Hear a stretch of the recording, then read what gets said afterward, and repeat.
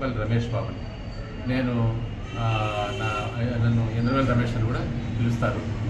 ఎందుకంటే ఇంద్రవేల్ రమేష్ అనేది నేను రచయితగాను, కవిగాను, ఉద్యమంగాను వచ్చిన పేరు నాకు. అది రికార్డుల్లో మాత్రమే కొత్తపల్లి రమేష్ బాబు ఉంటుంది. అయితే నేను ఈసారి చెప్పడం ఏంటంటే, నేను ఈ journalist Jawaharlal Nehru cooperative housing society ఎన్నికల్లో నిలబడుతున్నాను. ఆ ఎలక్షన్ పోలింగ్ మార్చి ఈ నెల 3వ తేదీ ఉంటుంది హైదరాబాద్ ప్రెస్ క్లబ్లో, బషీర్బాగ్ సోమాజిగూడ ప్రెస్ క్లబ్లో. అయితే అక్కడ మనం ఎందుకు ఎన్నికలు నిలబడుతున్నామంటే, ఇది దాదాపు 16 ఏళ్ళ చరిత్ర ఉంది ఈ సొసైటీకి. జర్నలిస్ట్ చాలా సీనియర్ జర్నలిస్టులు ఉన్నారు ఇందులో ఎడిటర్లు, పెద్ద పెద్ద ఇప్పుడున్న సీఈఓలు, ఛానల్ సీఈఓలు, ఎడిటర్లు, పెద్ద పెద్ద సీనియర్ జర్నలిస్టులు, దాదాపు రిటైర్ అయిన వాళ్ళు, కొందరు మాత్రం సర్వీస్లో ఉన్న వాళ్ళు కూడా ఉన్నారు. అయితే ఇదంతా ఏమిటంటే, వైఎస్ రాజశేఖర రెడ్డి గారి హయాంలో ఆయన జర్నలిస్టుల కోసమని ఆ స్థలం కేటాయించారు. దానికి మేము ఒక్కొక్కరు 2 లక్షల రూపాయలు $2 లక్షల రూపాయలు కట్టాము. ఇట్లా దాదాపు 1000 మంది పైన ఉన్నాము మేము. అది 16 ఏళ్ళుగా నడుస్తుంది. దానికి అది మాకు ఎప్పుడో అయిపోవాల్సింది. అది 16 ఏళ్ళుగా డ్రాగన్ అయిపోయింది. లాస్ట్ ఇయర్ ఇది సుప్రీంకోర్టు ప్రధాన న్యాయమూర్తి రమణ గారు అయితే ఆయన బ్రహ్మాండమైన స్టేట్మెంటే ఇచ్చారు ధర్మాసనము. ఇట్లా వీళ్ళకి జర్నలిస్ట్ 16 ఏళ్ళు ఇట్లా పెండింగ్లో ఉంది. అది పెండింగ్లో ఎవరు పెట్టడానికి లేదు. అది గవర్నమెంట్ అయినా ఎవరు అబ్జెక్ట్ చేయనక్కర్లేదు. వాళ్ళు కొనుక్కున్నది కాబట్టి వాళ్ళకి అది అలాట్ చేసేయచ్చు అని ఆల్రెడీ 70 ఎకరాలకు సంబంధించి చెప్పేశారు. అయితే జరిగినా కూడా నిజానికి హైకోర్టు, సుప్రీంకోర్టు తీర్పు చెప్పిందంటే అది అయిపోవాలి. కానీ అయినా కూడా ఇప్పటికి దాదాపు 1.5 years పైన అయిపోయింది. 2 years ఏమైనా సమం అవుతుందేమో. అట్లా జరుగుతుంది. ఈ స్థలం అనేది ఎక్కడ ఇచ్చారు సార్? ఈ స్థలం వచ్చి ఒకటి కొంపల్లి దగ్గర ఒకటి పోలీస్ స్టేషన్ ఉంది, ఆ ఏరియాలో ఇచ్చినారు. అది 38 ఎకరాలు. తర్వాత 32 ఎకరాలు నిజాంపేటలో ఇచ్చారు. అయితే ఈ 2 స్థలాలు కలిపి 70 ఎకరాలు అవుతుంది. ఆ 70 ఎకరాలు క్లియర్ కాకుండా డ్రాగన్ అవుతుంది. అది దానికి కొన్ని రాజకీయ కారణాలు, రకరకాల మా వాళ్ళు కూడా, మా మేనేజ్మెంట్ కొంచెం అంత గట్టిగా ఎంత పనిచేయాలో అట్లా గట్టిగా పనిచేయకపోవడం వల్ల కూడా జరిగింది. ఇప్పుడు దాని మీద మేము ఇందులో ఉన్న సభ్యులం కొంతమంది ఒక బృందంగా ఏర్పడి 2-3 బృందాలకు ఫైట్ కూడా చేసినాము. ఫైట్ చేస్తే ఎన్నికలు కూడా ఫైట్ చేయడంలో భాగంగానే, గవర్నమెంట్తో ఫైట్ చేయడంలో భాగంగానే, గవర్నమెంట్కు రిప్రజెంట్ చేయడంలో భాగంగానే ఇప్పుడు ఎన్నికలు జరుగుతున్నాయి. ఇది 2వసారి జరుగుతున్న ఎన్నికలు. లాస్ట్ ఇయర్ ఎన్నికలు జరిగాయి. ఆ ఎన్నికల్లో నేను అప్పుడు కూడా పార్టిసిపేట్ చేశాను. అప్పుడు అభ్యర్థిగా నిలబడ్డాను. అయితే అప్పుడు 3 నిలబడ్డారు. ఇప్పుడు దాదాపు 13 మంది నిలబడ్డారు ఈ 2వసారి ఎలక్షన్. అంటే ఆ డెమోక్రటిక్ ప్రాసెస్ అనేది కొంచెం చైతన్యవంతమైంది. దానివల్ల అప్పుడు 3 ఉన్న వాళ్ళు కూడా ఇప్పుడు 3 ఈసారి కూడా చేస్తున్నారు. ప్లస్ 13 మంది యాడ్ అయినారు అనమాట. 10 మంది యాడ్ అయినారు. కాబట్టి ఈ డెమోక్రటిక్ ప్రాసెస్ అనేది తప్పనిసరిగా ఏ సమస్య అయినా పరిష్కారం చేస్తుంది అని, ఎన్ని ప్రాబ్లమ్స్ అన్నామని, ఎన్ని లోపాలు అన్నామని డెమోక్రటిక్ ప్రాసెస్లో అవి ఈరోజు కాకపోతే రేపైనా అవుతాయి అనే అది చైతన్యం కలిగించడం కోసం నేను ఆ చైతన్యం కలిగి ఉండడంతో నేను ఎన్నికల్లో అభ్యర్థిగా నిలబడ్డాను. దీంట్లో నాతో పాటు మిగతా వాళ్ళు నిలబడ్డారు. నేను స్వతంత్ర అభ్యర్థిగా నిలబడ్డాను, ప్యానల్స్పై కాకుండా చేస్తూ. మాకు ఈ సమస్య పాపం ఇందులో ఉన్న వాళ్ళు చాలామంది 70 మంది పెద్దవాళ్ళు అయిపోయి దాదాపు రకరకాల జబ్బులు వచ్చి చనిపోయారు. ఇప్పుడు చనిపోయారు. ఇంకొంతమంది పాపం రిటైర్ అయిపోయి కొంతమంది అనారోగ్యంతో ఉన్న వాళ్ళు కూడా ఉన్నారు.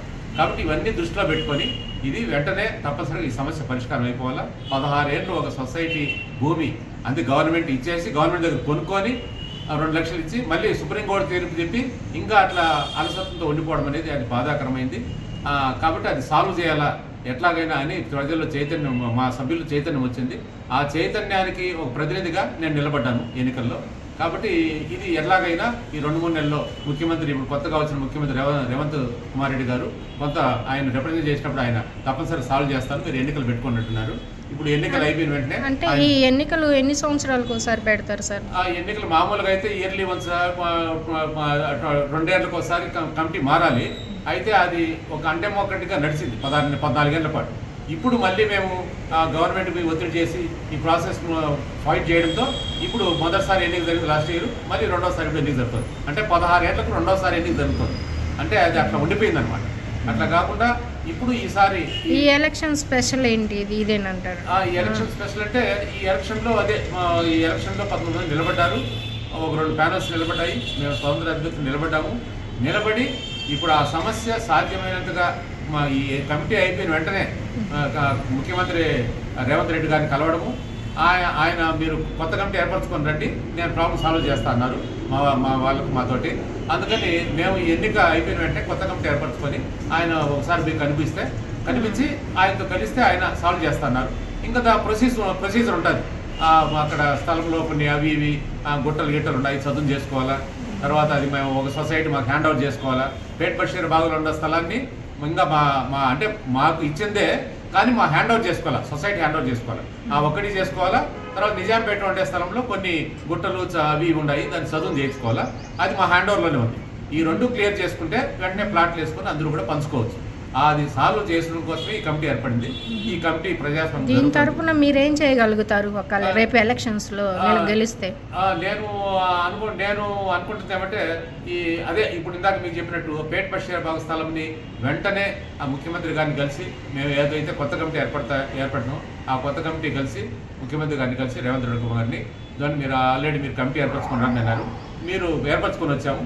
మీరు దాన్ని కొంచెం వెంటనే మాకు ఆ సొసైటీ హ్యాండ్ ఓవర్ చేయండి, ఆ పేట్ బషీర్ బాగు స్థలాన్ని. తర్వాత ఈ నిజాంపేట గుట్టలు రాళ్ళు ఉన్నాయి కాబట్టి దాన్ని చదువు చేసుకోవడానికి మీకు కూడా గవర్నమెంట్ తరఫున హెల్ప్ చేయండి అని మేము అడగదలుచుకున్నాము. అది సాధ్యమైన త్వరగా అయిపోవాలి. 16 ఏళ్ళు అయింది కాబట్టి ఇంకెక్కువ ప్రజలు కూడా సభ్యులకు ఓపిక లేదు. 3-4 నెలల్లో అంతా ప్రాబ్లం సాల్వ్ అయిపోయి ఒక 6 నెలల్లో అందరికి చేతుల్లో ఫ్లాట్లు పడితే. ఇప్పుడు మీ సభ్యులంతా ఎంతమంది ఉన్నారు సార్? సభ్యులు దాదాపు ఇప్పుడు 1000 మంది. ఫస్ట్ 1105 మంది ఉండేవాళ్ళు. ఇప్పుడు వాళ్ళు కొందరు చనిపోయి కొందరు రిజైన్ చేసి ఇవంతా అయిపోయినాక ఇప్పుడు దాదాపు అరౌండ్ 900 ఏమో ఉన్నారు. కరెక్ట్ నేను చెప్పలేకపోతున్నా, కానీ అరౌండ్ 900 ఉండొచ్చు. ఇప్పుడు మరి చనిపోయిన వాళ్ళ పరిస్థితి, వాళ్ళ కుటుంబాలకి తప్పనిసరిగా వాళ్ళు చనిపోయినప్పుడు నేను మిగతా మిత్రులతో పాటు నేను కూడా వాళ్ళ చావు జరిగినప్పుడు వాళ్ళ ఇంటికి పోయాను. నేను పోయి ఆ చావు దగ్గర వాళ్ళని కూడా ఓదార్చి, ఏమా మీరు భయపడదండి, మీరు మీ 16 ఏళ్ళు లేదు, మీరు డబ్బులు కూడా కట్టారు కాబట్టి మీ వారసులకు వచ్చేటట్టు మేము చేస్తాం అని కూడా వాళ్ళకు కలిసి వాళ్ళని ఓదార్చి హామీ ఇచ్చి కూడా వచ్చినాం మేము. అంటే కొంతమందిని కాబట్టి వాళ్ళకి తప్పనిసరిగా ఆటోమేటిక్గా వాళ్ళ వారసులకి ఇది అందజేయడం జరుగుతుంది. అది సొసైటీ కూడా ఒప్పుకుంది. మా జనరల్ బాడీలో కూడా మేనేజ్మెంట్ కూడా తీర్మానం పెట్టి అందరూ ఒప్పుకుంది. మీ ప్యానల్ గుర్తేంటి సార్? నా గుర్తు ఏంటంటే ఇప్పుడు ఇది నా గుర్తు బ్యాటరీ టార్చ్ లైటు. తర్వాత బ్యాలెట్ పేపర్లో నా నంబర్ వచ్చి 3. మొత్తం 13 మంది ఉన్నారు. అందులో బ్యాలెట్ పేపర్లో నాది నంబర్ 3 బ్యాటరీ టార్చ్. తర్వాత ఇదంతా మీరు పాంప్లెట్ చూస్తున్నారు. ఈ పాంప్లెట్లో నేను ఈ 20 ఏళ్ల పాటు పత్రికలో ప్రధాన పత్రికల్లో పనిచేసిన, ఛానల్లో పనిచేసిన, ఏబిఎన్లో ఎక్కడ పనిచేసినా ఏమి పనిచేసిన వివరాలన్నీ ఉన్నాయి. దాంతోపాటు మీరు అడిగిన ప్రశ్నలతో పాటు దాని వివరాలన్నీ ఇందులో రాశాను. అంటే జవహర్లాల్ హౌసింగ్ సొసైటీ అనేది ఎట్లా ఏర్పడింది, దాంట్లో సమస్యలు ఏంటి, ఆ సమస్య ఎట్లా సాల్వ్ చేసుకోవాలా, నేను ఇంతవరకు చేసింది ఏమిటి, ఈ కరోనా టైంలో కూడా ఎట్లా తిరిగి గవర్నమెంట్ ఒత్తిడి చేసి డెమోక్రటిక్ ప్రాసెస్ జరిగేటట్టు చేసినాము, ఎన్నికలు జరిగేటట్టు చేసినాము అనేది కూడా ఉంది. దాంతోపాటు ఏం చేయాలనుకుంటున్నాము మీరు అడిగినట్టు అనేది కూడా ఇందులో రాశాను. ఇది అనమాట. మొత్తం 2 పేజీలు ఉంది. ఇది దాదాపు ఈ పాంప్లెట్ అందరికీ కూడా డిస్ట్రిబ్యూట్ చేశాము. ప్రధాన ఆంధ్రజ్యోతి, సాక్షి, ఈనాడు అన్ని పత్రికలు పోతున్నాము. నిన్న పత్రికలు పోయినాము. ఈరోజు కూడా అన్ని ఛానల్స్ పోయి, న్యూస్ ఛానల్స్ కానీ అంటే శాటిలైట్ ఛానల్స్ కానీ ఇంగ్లీష్ పత్రికలు కానీ పోయి వాళ్ళు ప్రచారం చేయాలనుకుంటున్నాము. ప్రజల నుంచి సభ్యుల నుంచి చాలా రెస్పాన్స్ బాగుంది. అన్ని పత్రికలు, అన్ని ఛానల్లో పెద్ద పెద్ద సీఈఓల దాకా, ఎడిటర్ల దాకా దీంట్లో ఉన్నారు, సభ్యులుగా ఉన్నారు. వాళ్ళే మా ఓటర్లు. వాళ్ళు కూడా మంచి రెస్పాన్స్ ఇస్తున్నారు. ఇదొక డెమోక్రటిక్ ప్రాసెస్ చాలా మూలబడినది. ఇప్పుడు ఎన్నికల వల్ల కొంచెం బాగా యాక్టివేట్ అయింది. ఇది ఇంకొంచెం యాక్టివేట్ కావాలనే ఉద్దేశంతో నేను ఎన్నికల్లో నిలబడ్డాను. గెలిపోవటం నేను పట్టించుకోవడం లేదు. గెలిస్తే ఇంతవరకు నేను విద్యార్థి దశ నుంచి ఎన్నికల్లో, రాజకీయాల్లోనూ ఉన్నాను, సాహిత్యంలో, కవిత్వంలో కూడా ఉన్నాను. సో విద్యార్థి దశ నుంచి ఉన్న ఎన్నికల్లో ఇప్పటివరకు చాలాసార్లు, కొన్నిసార్లు గెలిచాను, కొన్నిసార్లు ఓడాను. కానీ గెలిచినప్పుడు వాళ్ళ ప్రాబ్లం సాల్వ్ చేసినాను. ఓడిపినప్పుడు కూడా ఆ బాధితులు ఎవరుంటారో వాళ్ళ పక్షాన్ని నిలిచి మాట్లాడడం కానీ, ఆ మేనేజ్మెంట్ మాట్లాడి సాల్వ్ అయ్యేటట్టు చేయడం కానీ చేశారన్నమాట. కాబట్టి ఇప్పుడు కూడా నేను అదే గెలిపోవడంతో పని లేకుండా నిలబడ్డాను, ప్రచారం చేస్తున్నాను. ఈ పాంప్లెట్లో వివరంగా రాశాను. ఇది సభ్యులకు పోయి తీసుకొచ్చి సాల్వ్ కావాలనే ప్రయత్నంలో ఉన్నాను నేను. ఆచార్యకునికి మన మిత్రుడు ఇదరవల్లి రమేష్ గారు, ఈ cooperative mutual Jawaharlal Nehru society కింద వర్క్ చేస్తున్నారు. వారి గతంలో చాలా పోరాట యోధుడిగా ఈ యొక్క జర్నలిస్ట్ ఫోరం అసోసియేషన్ తరఫున ఎన్నో కూడా సమస్యలను పరిష్కారం చేయడం జరిగింది. వారి యొక్క పోరాటం చాలా గొప్పదైనటువంటిది. ఈ విషయాల్లో ఈయన ఇంతకుముందు 2022 సంవత్సరంలో కూడా స్వతంత్ర అభ్యర్థిగా కూడా పోటీ చేశాడు.